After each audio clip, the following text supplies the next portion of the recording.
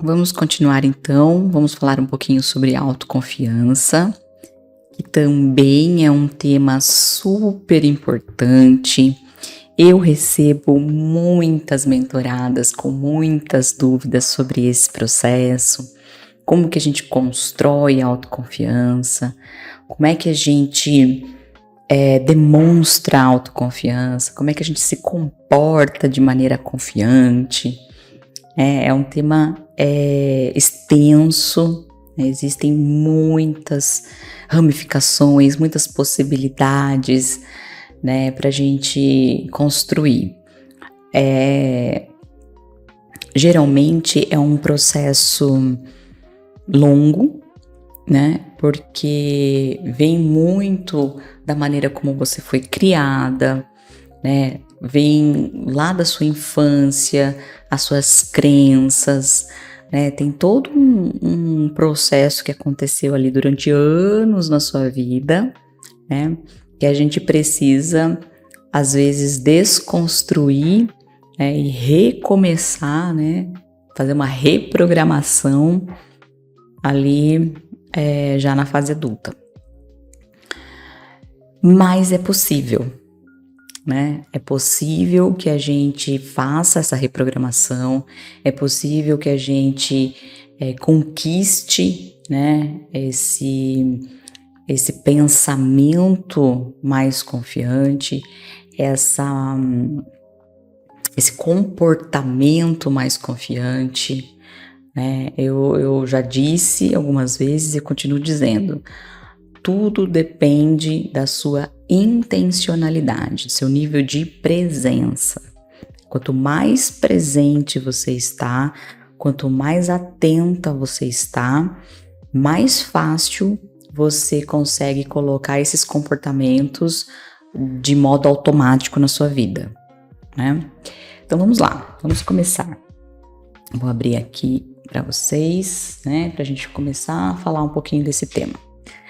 A autoconfiança é um dos pilares fundamentais para o sucesso na liderança.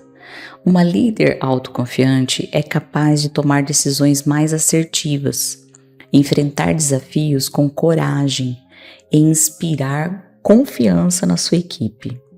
Autoconfiança não significa ausência de dúvidas, mas sim a capacidade de agir com convicção, mesmo diante da incerteza.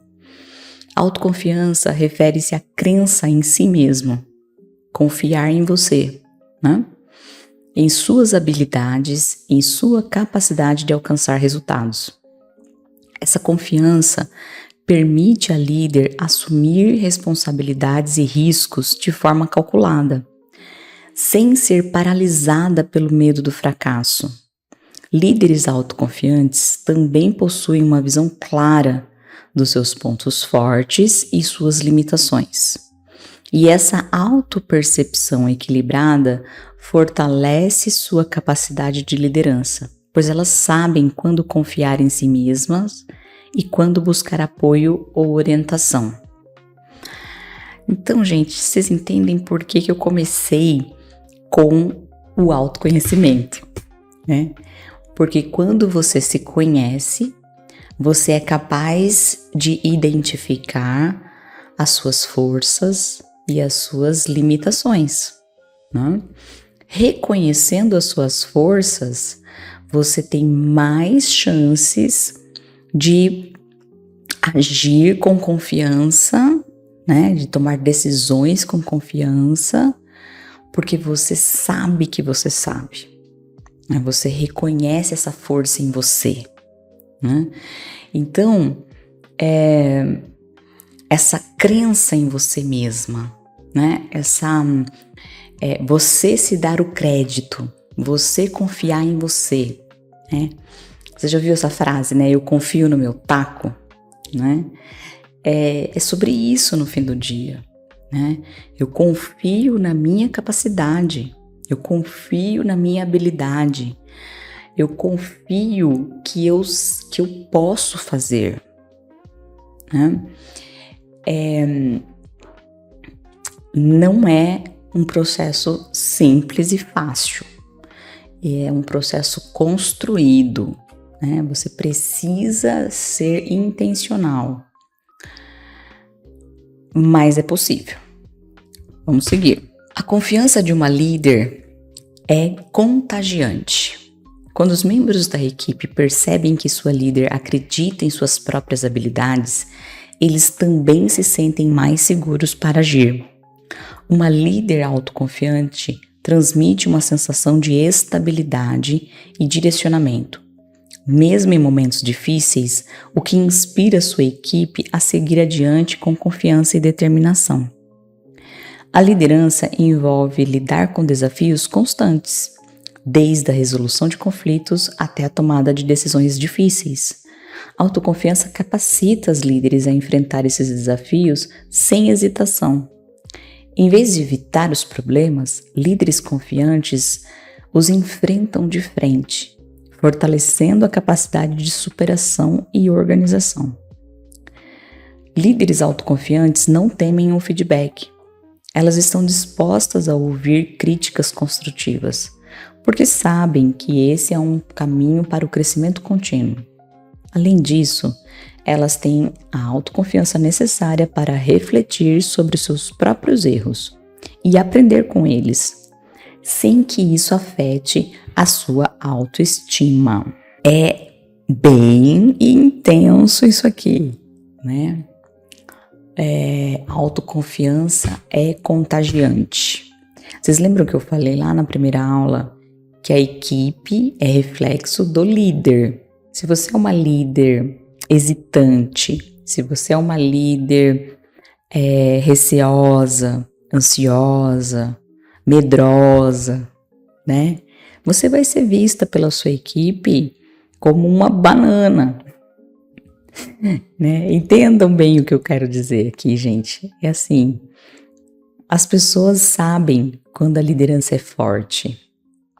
E a força, nesse caso aqui, nesse contexto, é sobre confiança. Quando a líder é autoconfiante, quando ela sabe o que ela está fazendo, quando ela se posiciona, né? Quando ela toma decisões com objetividade, com clareza, né? A equipe se fortalece, a equipe se espelha nessa líder, né? E elas também, a equipe também consegue assumir essa postura mais relevante, né? Nós somos uma referência para as pessoas, né? Então, quanto mais forte você é, e forte nesse sentido, né, de confiante, estável, né, eu sei o que eu estou fazendo, eu sei para onde nós vamos. Vamos lá, pessoal, vamos junto que a gente vai chegar onde a gente tem que chegar, né? As pessoas se sentem confiantes também, né? Quando você fica bambeando demais, as pessoas começam a ficar ansiosas. Opa, peraí, né? Será que ela sabe para onde a gente está indo? Será que ela sabe o que ela está fazendo? Né? Então, a gente tem que mostrar esse nível de estabilidade para as pessoas, né? Muito bem. Como é que a gente faz isso? Né? Tem algumas dicas aqui, né? Primeiro, reconheça suas conquistas. Uma das maneiras mais eficazes de construir autoconfiança é reconhecer e celebrar as suas realizações, por menores que sejam. Tomar consciência dos momentos que as suas habilidades trouxeram sucesso. Buscar conhecimento e desenvolvimento pessoal.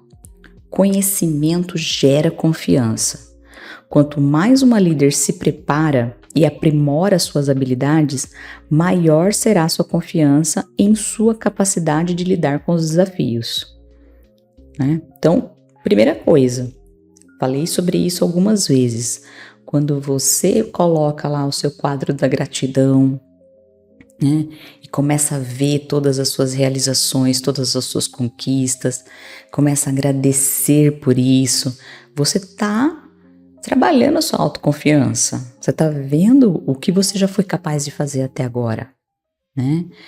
Quando você escreve no seu caderninho todas as coisas que você queria fazer, os seus objetivos, e depois você vai lá e vê que você realizou, você fortalece a sua autoconfiança, né? Eu consegui fazer tudo o que eu planejei fazer.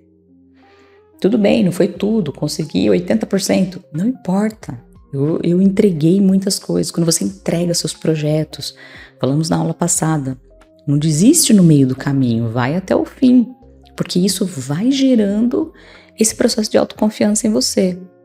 Eu entreguei o projeto A, B, C, D, né? Então, as nossas conquistas precisam ser valorizadas e reconhecidas em primeira mão por nós mesmas. Muitas vezes a gente não faz isso. A gente deixa, vamos seguir adiante, também não quero muita flor aqui, vamos. Não é assim. A gente precisa ter esse momento de reconhecimento, de celebração, para preencher essa caixinha da autoconfiança na gente mesmo, tá bom? Desenvolvimento e conhecimento.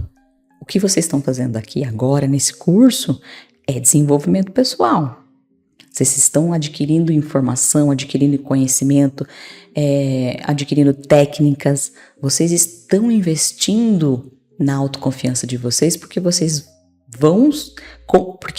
com certeza serão melhores líderes, né? Vocês estão trabalhando no desenvolvimento das suas habilidades, né? Quando você investe no seu conhecimento técnico, quanto mais você aprende sobre as suas atividades, sobre a sua tarefa, sobre as coisas que você tem que fazer, mais confiante você fica.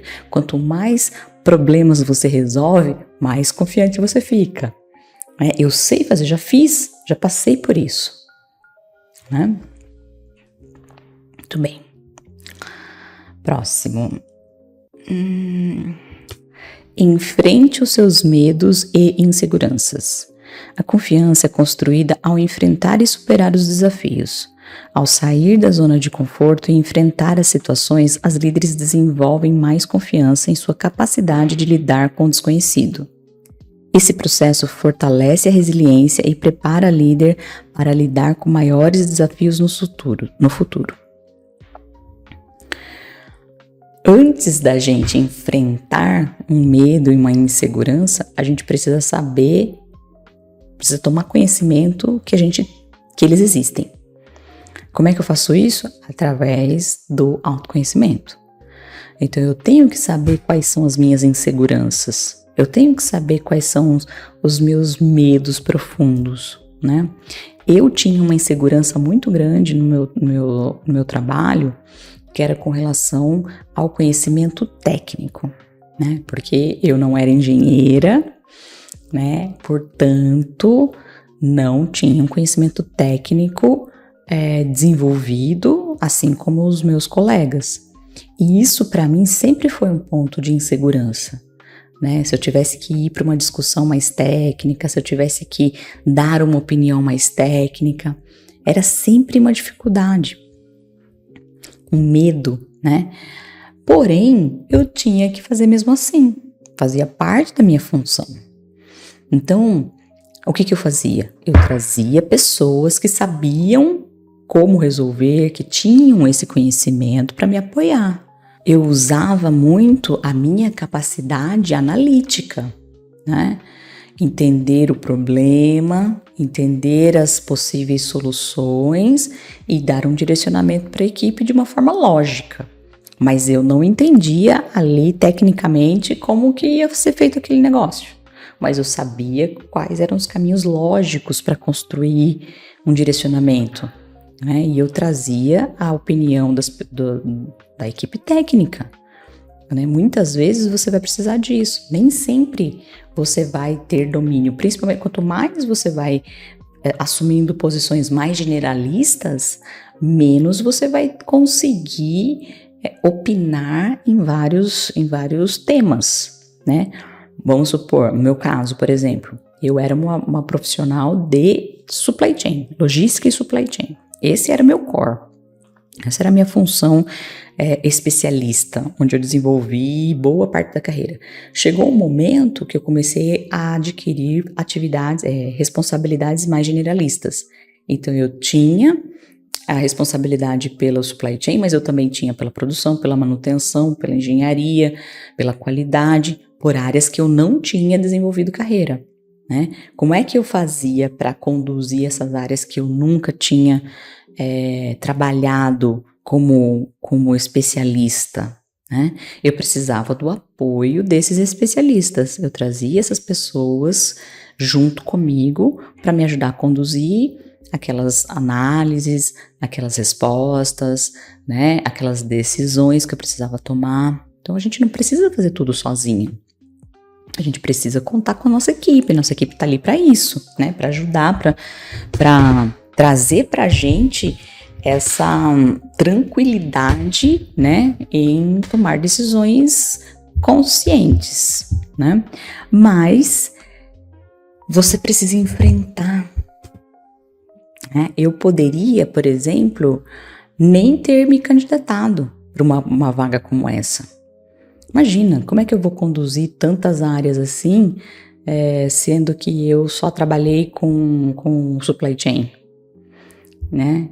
E se você não tiver a coragem de enfrentar isso, de testar, né? Tem que ter coragem e enfrentar o medo de errar, de falhar.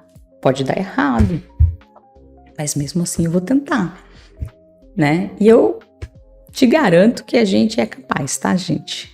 A gente é capaz de aprender, a gente é capaz de raciocinar sobre uma coisa que você nunca trabalhou. Por exemplo, eu vou dar um exemplo que aconteceu muito recente.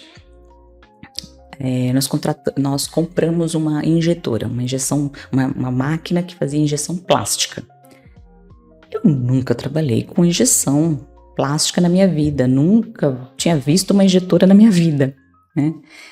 Muito bem, a máquina chegou, nossa equipe trabalhou na instalação, colocamos a máquina para rodar, né? Fizemos os protótipos, tryouts e tudo mais. E a máquina entrou em produção. Num determinado momento de produção, nós começamos a ter um problema de qualidade nas peças. O que era esse problema de qualidade? Era um afloramento, que era algumas marcas, umas manchas brancas que saíam na peça que a gente estava injetando, né? Que saía na parte plástica, umas manchinhas que começavam a acontecer porque o molde que ficava dentro da máquina, tinha um molde, né? Você colocava ali os rolamentos, aí fechava o molde, colocava o plástico lá, líquido, esquentava, abria o molde, saía a peça, com o plástico já bonitinho ali naquele formato do molde. Tô falando de um jeito bem simples, né, só para exemplificar. O que acontecia? Quando esse molde ficava muito tempo sem um processo de limpeza, começava a sair essas manchas na peça, né? O molde, de tempos em tempos, precisava de uma limpeza para tirar ali todos os resíduos que ficavam. No momento que ele batia muitas peças, ele ia ficando com resíduo, precisava limpar. Eu nunca tinha trabalhado com injeção plástica, não conhecia injetora, não sabia nada sobre isso, mas eu tinha um raciocínio, capacidade de pensar sobre um problema. E aí a gente começou a discutir sobre isso e eu perguntei pro meu supervisor de manutenção: o que você acha da gente deixar a limpeza do molde programada? A gente não esperar começar a dar o problema, né? A gente para antes. Então, por exemplo, a gente começou a perceber que a cada 3 dias começava a sair peças com esse problema de qualidade, com esse afloramento. Então, por que a gente não para sempre preventivamente? Então, a cada 2 dias a gente para o molde, limpa o molde e volta. Precisa de um conhecimento técnico para isso? Não, gente. Precisa só discutir o problema, precisa entender o problema, precisa pensar sobre isso. Aí ele falou, nossa, boa, vou estabelecer esse processo. Aí a gente organizou dessa forma, cada 2 dias parava.